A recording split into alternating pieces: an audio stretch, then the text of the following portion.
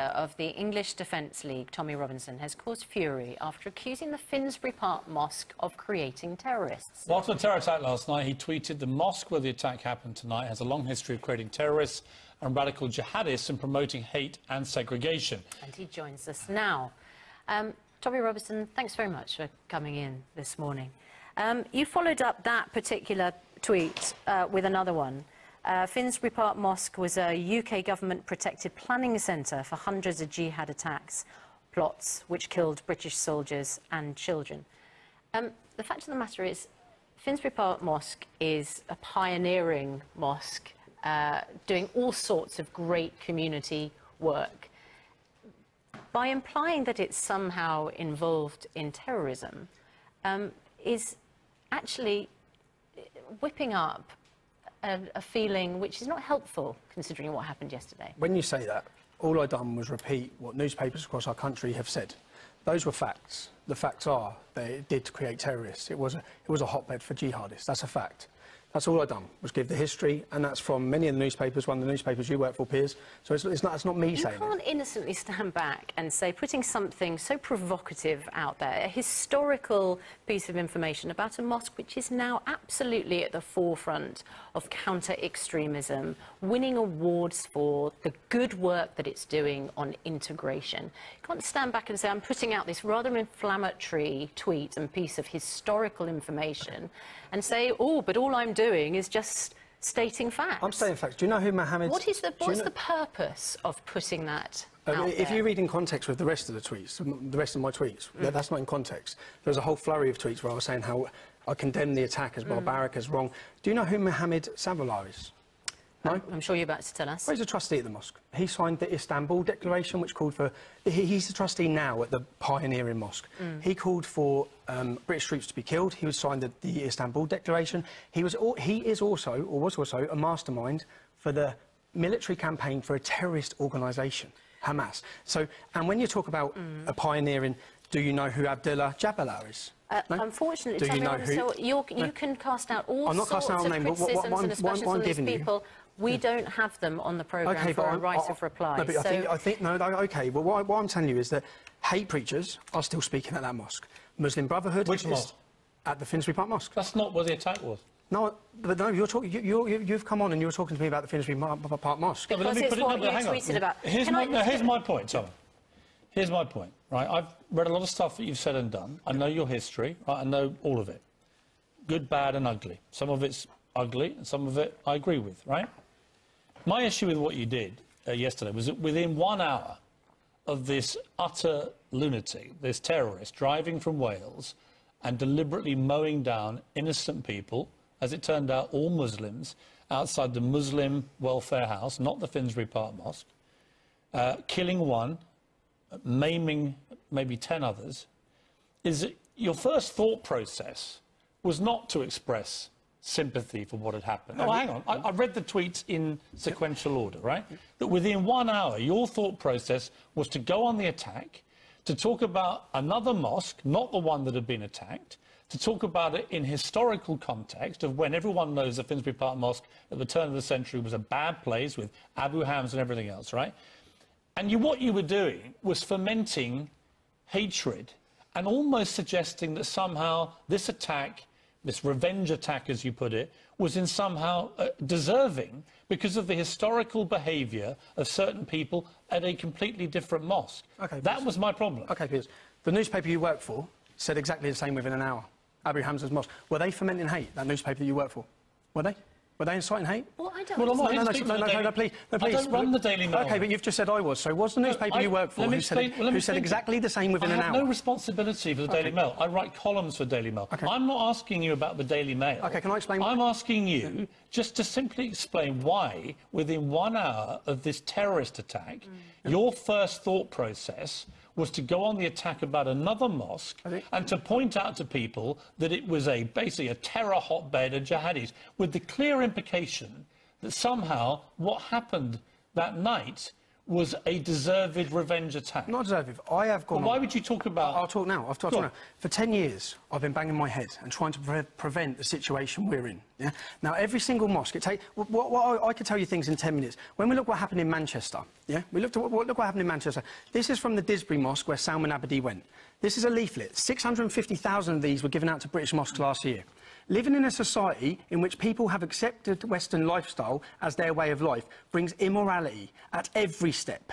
Modesty, shame and honour have no place in Western civilization. These are the views that are being perpetrated. Now, this is a book from the children's section of Didsbury Mosque. It says, "The music made me do it."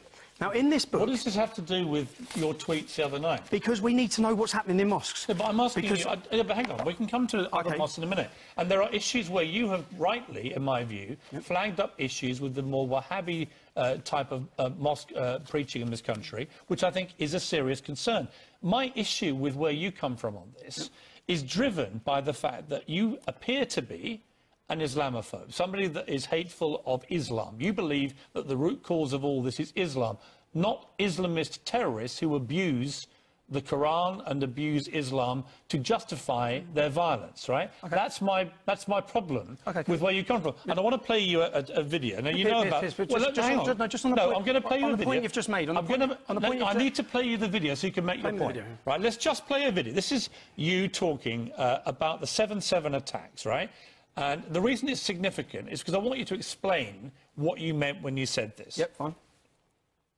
Every single Muslim watching this video on YouTube, on 7/7, you got away with killing and maiming British citizens. You got away with it. Look, here's my question for you, right? That's not just an anti-Islam statement you're making to what was an EDL rally. It's 2011, so years after 7/7. You're saying every single Muslim... Listen to this, watch this. Let me finish my question and then I'll give you the time to answer. Every single Muslim got away with killing and maiming British citizens. That's not worded how I said it. Well, we've just heard it. But that's not worded how I said it. We've just heard what you said. Every single Muslim listening to this. Right. Yeah? Every single Muslim listening to this. Right. So I didn't say every single Muslim got away with it. I said so that's a context. What's the difference? Because every single Muslim listening to this, I want them to... My job as leader of the English Defence League, we were a pressure movement. I was trying to put pressure on the Islamic community to deal with their in-house problems. You said every single Muslim? Listening to this. What's the difference? Well, I wanted every single Muslim at home to listen to this. And but you said to them, every single Muslim watching this video, you got away with killing and maiming British citizens. Let's just play it again so we can be sure. We can go over. Every single Muslim watching this video on YouTube, on 7/7, you got away with killing and maiming British citizens. You got away with it. Now, unless I'm mistaken, you are addressing all Muslims in that statement, right? Yep. You accept that? I accept that. And so my issue again to you is, it's a bit like with this guy from Wales who perpetrated this terror attack, me now doing a video and saying every single white person in Britain, right, this is, if I was a Muslim, you just got away with killing and maiming our people. Yep. What would your reaction be? Well, I'll explain now. Piers, when I said that, which I've come out and accepted I shouldn't have said it in those words, I've already done that. The video you've just picked, why haven't you picked the video after Lee Rigby was beheaded? Where in that video, in my first speech, I said there are 600 Muslims serving in the British Armed Forces who are doing a hell of a lot more than most of us. Yeah? If you attack a Muslim when walking down the street, you're a coward. If you attack a mosque, you're a moron. So there's obviously an agenda to only pick this. That's the one video... It's not an agenda. It's one of the most... As you know, it's one of the most widely viewed videos of yours on the internet. If you Google your name, which I did yesterday, that's what comes up. And again, I say to you, Tommy, you know, I've had a lot of reaction to the column I wrote about you yesterday, or about this story, and a lot of people were agreeing with you, right? So you have a powerful and influential voice. And every single opportunity, I make a difference between the followers of Islam, people, and the idea. Okay, well, do you still... let me finish my question. Okay, do you still believe... That's 7 years ago.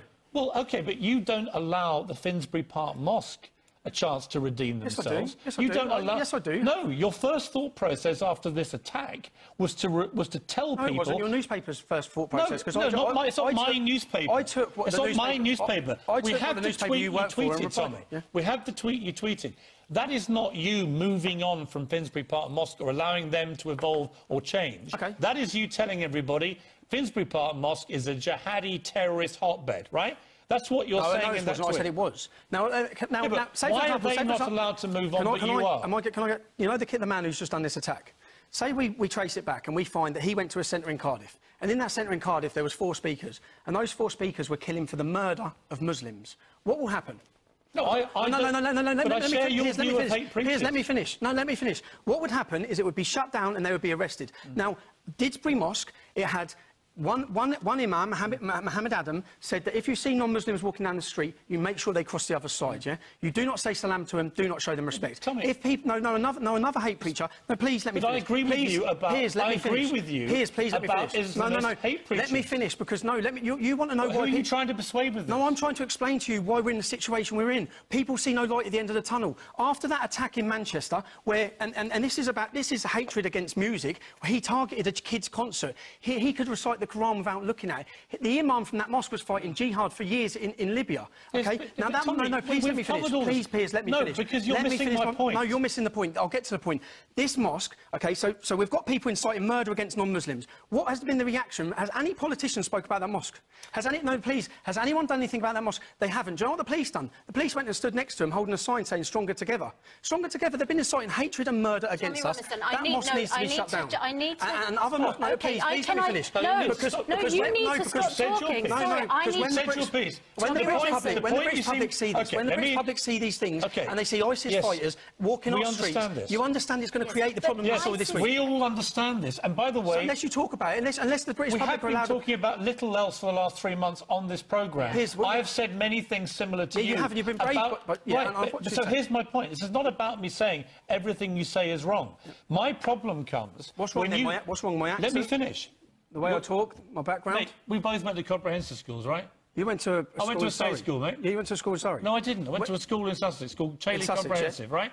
Don't play the class card with me. You know nothing. You know nothing. I know a lot about growing up in Luton. You know nothing about growing up in Luton. No, I didn't grow up in Luton. You haven't watched your town decay. You haven't seen. I travel this country meeting families whose daughters have been raped, who are desperate. The British public are desperate for this problem to be solved. You want to talk about the radicalising factor as to why this attack? No, we need to talk about why this attack happens. We need to. Calm down. We have to. Calm down and let me respond to you. I'm not saying nothing you say has merit, right? I have argued the same points about the Wahhabi preaching in mosques in this country, the extremism. I've urged Muslims, the decent law-abiding Muslims, to root out extremists. My problem with you is that you conflate Islamist terrorism with all Muslims. No, with Islam. Well, we've just seen a video where you talked about... 7 years ago, Piers, come on. The Finsbury Park Mosque stuff that you're talking about was 15 years ago. If they're not allowed to be... I've just told you that... So are you. Piers, can I ask, OK, what do you know about Islam? A lot. OK, have you read the biography of Muhammad? Yes, I've read the Quran. I've read the Quran. Have you? Yes, I have. Have you read the Bible? Yes. Have you read the biography of Muhammad? Which has more violence in it? Piers, have you read the biography of Muhammad? What do you know about the Prophet Muhammad? Which has more... Just ask me a question, please. What do you know about the Prophet Muhammad? Here's how this programme works. You said in your newspaper article yesterday... You are a guest on our programme, and I asked the questions with Suzanne. I would like you to just clarify this. Do you believe, as you did in 2011, that all Muslims are accountable... Of course I don't. So do you apologise for what you said? I've already apologised on national TV when I left the English Defence League and joined a Muslim counter-extremism think tank, which again in your article you didn't want to talk about yesterday. Now, as I could say, you said yesterday... Let me ask you another question. Piers, please, why am I not allowed to finish one thing I'm saying? Do you believe more Muslims should be allowed into our country? Do I believe more? Yes. How would you tell who those Muslims are or where they come from? I'm just asking you, do you believe... Would you have a ban, like Donald Trump suggested in America, would you have a ban on Muslims entering the country, new Muslims trying to have a home in this country? I believe we need to protect the British public right now. So what's the answer to the question? British Muslims? Yeah, we need. Yeah, the British public. I didn't say British non-Muslim public. I said the British public. We've had. Would you ban? We've had three terror attacks. Talker. Children are being killed. Yes, we all know what's been happening. Yes, I would. I would stop. You would ban all Muslims. I would temporarily halt Muslim immigration to this country until we get a grip of the problem.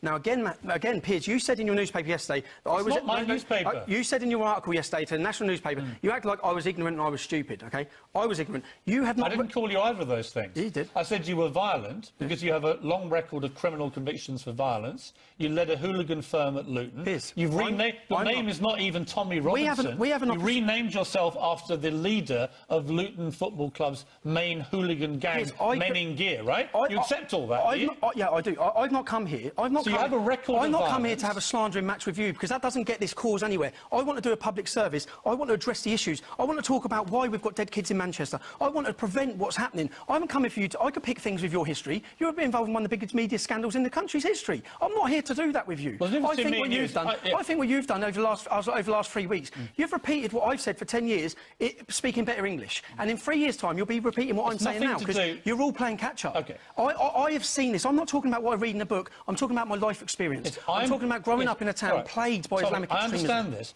Let me just keep this calm, right? Because you are an influential It's not calm, voice. You are an influential And at every opportunity, I point out that you should not attack innocent Muslims. At every opportunity, every single time, I differentiate Muslims from Islam. Right. Okay? But what you don't do... differentiate Muslims... Muslims are people. Islam is an idea. Yeah. Islam's an idea, a bad idea. And Islam is a Muslims faith. follow No, it's an idea. It's a faith. It's an idea that you can change your mind. No, it's a faith. Like Christianity. Like Scientology. Like all faiths. Like it's a religion, it's a faith. Like Scientology? So, Tommy, idea. if you It's an accept... ideology. If you're saying that the problem is with Islam, are you accepting that you're Islamophobic? Because there are 100 verses in this... Yes or no? Okay. Are you Islamophobic? There's no such word as Islamophobia. Phobia is an irrational fear. It's not irrational to fear these things. Now, if I hold this book up and say, there will never be peace on this earth so long as we have this book, it's a violent and cursed book. Can I tell you who said that? Can I tell you who said that? You put the Sir William Gladstone Right, you wouldn't do that with... Sir William Gladstone Would you do that with the that. Bible? Show some respect. Show some respect. Show some respect. Have you read this book? For people... Have you read this book? There are over a billion people... There are 100 verses in this book that incite violence and murder against us. Show some damn respect for people's religious beliefs, right? I should show some respect for a book that incites murder against me. Put it down. And calls me... This calls me an animal. No, I won't put it down. Sir William Gladstone held this book above his head in Parliament, and he said there will never be peace on this earth so long as we have this book. It's a violent and cursed book. Was Sir William Gladstone, who we have statues across our capital C, was he a bigot or an Islamophobe? See, now Winston Churchill... You're sounding like a complete lunatic. No, I'm quoting some of the best leaders in this country. You're sounding like a bigoted lunatic. No, I'm not. Somebody that basically... You are an Islamophobe who hates Islam. No, I don't You basically think all Muslims are to blame. No. We've seen you on video saying it. And what you're doing now is deliberately inflammatory. It is deliberately poisonous. How is this inflammatory? And you are having the complete opposite effect to the one that you say you have. William Gladstone. You are stirring up hatred. You are abusing people's religion. You're abusing their faith. And you're being a complete disgrace. What do you know about the Prophet Muhammad? We've established nothing. You are ignorant. I know that you're deliberately insulting people. What do you know about the Prophet? How am I insulting people? Who have deeply held religious beliefs. And you flouncing the Quran around in your hand in that disgraceful manner is outrageous. This book is the reason we're in such a mess. No. That's a reality. No, we're in this mess because people take Islam, they are terrorists, and they abuse the nature of Islam and the wording of Islam, and they perpetrate evil, and it is completely wrong. For you to try and claim that the vast majority of Muslims who are decent, law-abiding people, to try and abuse and mock their faith and their holy book is an outrage. Their holy book. When you talk, okay, so when the sacred months are passed, slay the non-Muslims wherever you find them and take them captive and besiege them and prepare for them in ambush. Who's slaying who? I'm not inciting hatred. This calls for my death. Representative of the Finsbury Park Mosque after 7 o'clock. We're going to have more after this break.